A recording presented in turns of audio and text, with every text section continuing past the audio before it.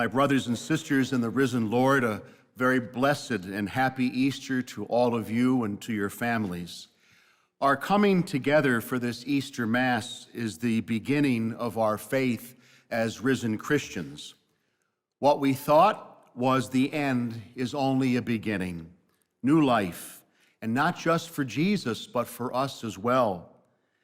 These last 3 days were never intended to be seen as mere highlights of a story, but one continuous story of faith, believing, of celebrating the great gift of God in the resurrection of his Son.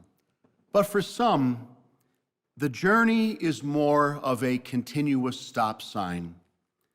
There are those who live the constant Holy Thursday of being in agony, experiencing mental anguish and even betrayal.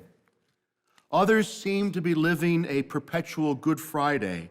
So harsh has their experience of death been, the finality of saying goodbye to someone they loved, person they can no longer touch or see, puts up a barrier so high that the possibility of their dreams coming true vanish.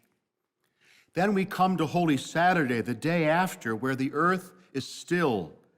People's hearts are in retreat from the sadness of Good Friday, which can be like an experience of walking in the fog.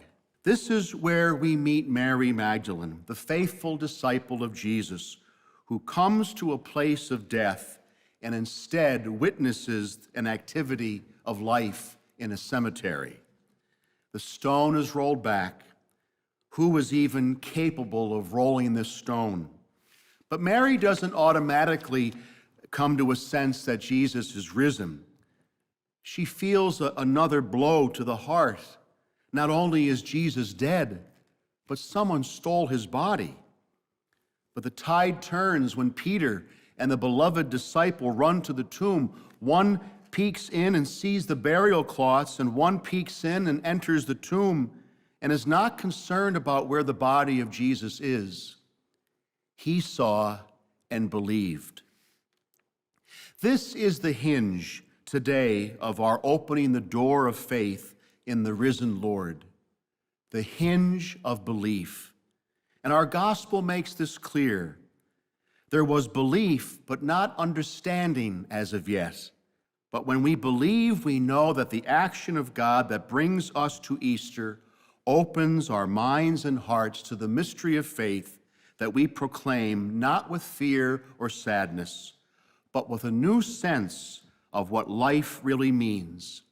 For we too have died, and our lives are now hidden with Christ in God, not hiding from, but hidden in the deepest recesses of our hearts. So much does Christ share with us the glory of this day. So new life has begun. New life has been shared with us. For on this day, because of that sharing, we can say, "This is the day the Lord has made. Let us rejoice and be glad. Alleluia, alleluia." My dear